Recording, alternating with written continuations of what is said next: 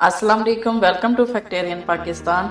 आज के जदीद दौर में किसी चीज़ के बारे मालूमात हासिल करना मुश्किल नहीं रहा, क्योंकि इंटरनेट ने इसका हसूल आसान बना दिया है। लेकिन इसके बावजूद इंसान अब भी बहुत से हकाइक से लाइल्म है। ऐसे ही अजीबोगरीब और दिलचस्प हकाइक के बारे में मैं आज आपको बताऊंगी।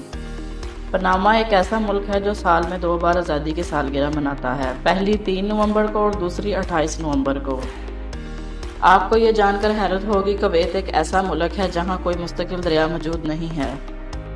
ऑस्ट्रेलिया में वाक़या ये एक पुरस्रार झील है जिसमें पानी का रंग गुलाबी है। इस झील को हाइलर के नाम से जाना जाता है। माहिरीन का ख्याल है कि इस रंग की झील में मौजूद पाए जाने वाले जरासीमों की वजह से है।